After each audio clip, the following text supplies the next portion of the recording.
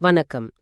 இன்னைக்கு நாம super star Rajinikanth அப்புறம் லோகேஷ் கனகராஜ் கூட்டணியில உருவாகிற கூலி படம் பத்தின லேட்டஸ்ட் பரபரப்பான தகவல்களை கொஞ்சம் விரிவாக பார்க்கலாம். ஆமா வணக்கம். குறிப்பா அந்த 100 நாள் கவுண்ட் டவுன் ப்ரோமோ வந்தது இல்லையா? ஆமா படம் ரிலீஸ்க்கு இன்னும் 100 நாள் இருக்கிற நிலையில அந்த ஸ்பெஷல் ப்ரோமோ ரசிகர்கள் கிட்ட ஒரு பெரிய எதிர்பார்ப்பை கிளப்பிருக்கு. நிச்சயமா அந்த ப்ரோமோ அது நிறைய சுவாரஸ்யமான விவாதங்களை ஆரம்பிச்சு வச்சிருக்கு. குறிப்பா ரஜினிகாந்த் சாரோட அந்த ஒரு சீன்.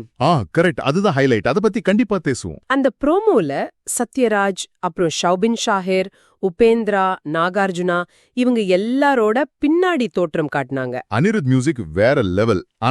ஆனா எல்லாரோட கவனமும் போனது அந்த கடைசி காட்சிக்கு தான், இல்லையா? ஆமா, அது ஏன் அவ்வளவு ஸ்பெஷல் ஆச்சு? சூரிய அஸ்தமனம், ரஜினி சார் நிக்கிறாரு. அது சட்டுன்னு பாக்கும்போது 1991ல வந்த மணிரத்னம் சாரோட தளபதி படம் ஞாபகம் வரும்.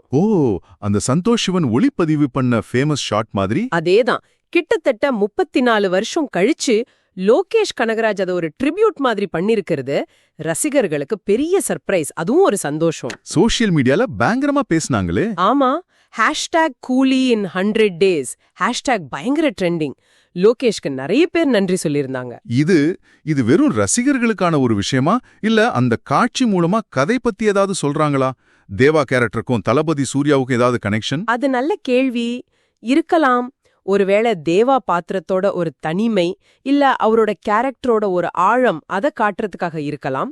இல்லனா படத்தோட ஒட்டுமொத்த டோன் கொஞ்சம் சீரியஸா உணர்வுபூர்வமா இருக்கும்னு சொல்றதுக்காக கூட இருக்கலாம். அந்த ஒரு காட்சி மாதிரியே படத்தோட பட்ஜெட்டும் ரொம்ப பிரம்மாண்டமா பேசப்படுது. 400 கோடி ரூபாய்னு சொல்றாங்க. ஆமா, இந்தியன் சினிமாலேயே இது ஒரு பெரிய பட்ஜெட் படம். இது உண்மையா? தகவல்கள் அப்படிதான் சொல்லுது. இதுல ரஜினிகாந்த் சாரோட சம்பளம் மட்டுமே கிட்டத்தட்ட 260 கோடியிலிருந்து 280 கோடி வரைக்கும் இருக்கலாம்னு பேச்சு. அடேங்க அப்பா, 280 கோடியா? ஆமா, இது கன்ஃபார்ம் ஆச்சுன்னா ஆசியாவிலேயே அதிக சம்பளம் வாங்குற நடிகர் அவராதான் இருப்பார். ஜாக்கி சான் மாதிரி நடிகர்களை விட அதிகம் சொல்றாங்க. இவ்வளவு பெரிய சம்பளம் படத்தோட மற்ற விஷயங்கள்ல, அதாவது கிரியேட்டிவ் சைட்ல ஏதாவது பாதிப்பை ஏற்படுத்துமா ப்ரொடக்ஷன்ல? அது ஒரு முக்கியமான கேள்விதான். பட்ஜெட்ல இவ்வளவு பெரிய தொகை ஒருத்தரோட சம்பளத்துக்கு போகும்போது வியாபார ரீதியா ஒரு அழுத்தம் இருக்கும். ஆனா அதே சமயம் லோகேஷ் கனகராஜ் மாதிரி ஒரு டைரக்டருக்கு அவரோட சம்பளமும் கிட்டத்தட்ட 60 கோடின்னு சொல்றாங்க. இது அவருக்கும் பெரிய அங்கீகாரம். நாகார்ஜுனா சார் சம்பளமும் வந்ததே. ஆமா, நாகார்ஜுனாவுக்கு 24 கோடி பிளஸ் 10% ஜிஎஸ்டின்னு சொல்றாங்க. ஓகே, இந்த பட்ஜெட்டுக்கு ஏத்த மாதிரி நடிகர் பட்டாளமும் ரொம்ப பெருசா இருக்கே. ரஜினி சார் தேவான் பண்றாரு, நாகார்ஜுனா சைமன், உபேந்திரா கலிஷா, சத்யராஜ் ராஜசேகர். ஆமா, சௌபின் ஷாஹிர் டயால், ஸ்ருதி ஹாசன், பிரீத்தின்னு ஒரு பெரிய சவுத் இந்தியன் ஸ்டார் கேஸ்டே இருக்கு. இது இல்லாம பாலிவுட்ல இருந்து அமீர் கான் ஒரு ஸ்பெஷல் ரோல் பண்றதா ஒரு பேச்சு இருக்கே. ஆமா, ஒரு 25-30 கோடி சம்பளம்னு சொல்றாங்க. பூஜா ஹெக்டே ஒரு பாட்டுக்கு 2 கோடின்னு ஒரு நியூஸ் இருக்கு. ஆனா இதெல்லாம் இன்னும் உறுதிப்படுத்தல. கதை என்ன மாதிரி இருக்கும்னு எதிர்பார்க்கலாம்? தங்க கடத்தலா? பெரும்பாலும் ஆமா, ஒரு revenge action thriller, gold smuggling பின்னணியில இருக்கும்னு எதிர்பார்க்கப்படுது. ஆனா ஒண்ணு மட்டும் உறுதி, இது எல்சியூ படம் கிடையாது. அப்போ இது ஒரு ஸ்டாண்டலோன் ஃபில்ம். ஆமா, தனித்துவமான படம்னு சொல்லிட்டாங்க. டெக்னிக்கல் டீமும் பலமா இருக்கு.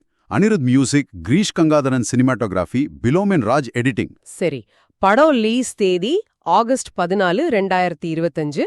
சுதந்திர தின வீக்கெண்ட். தமிழ், தெலுங்கு, ஹிந்தி, கன்னடம் எல்லாத்துலயும் வருது. அதுவும் ஐமேக்ஸ்ல வேறயா? ஆமா, ஐமேக்ஸ் அனுபவம் வேற லெவல்ல இருக்கும். பிரம்மாண்டமா பார்க்கலாம்.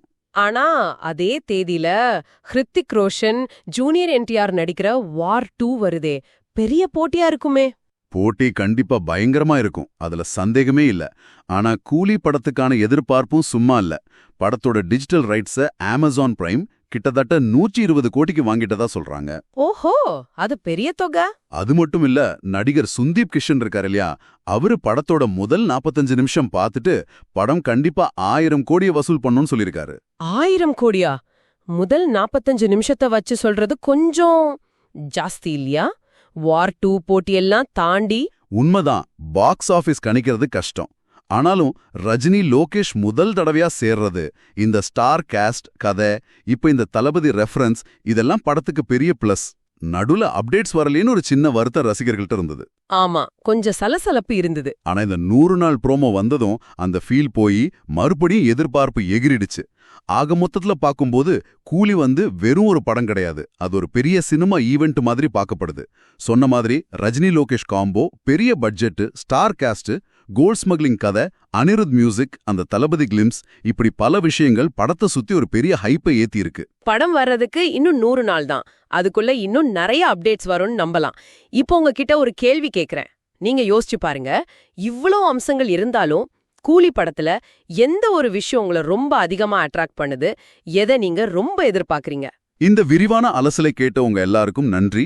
மறக்காம லைக் பண்ணுங்க, கமெண்ட் பண்ணுங்க, ஷேர் பண்ணுங்க, கண்டிப்பா இந்த சேனலுக்கு சப்ஸ்கிரைப் பண்ணுங்க.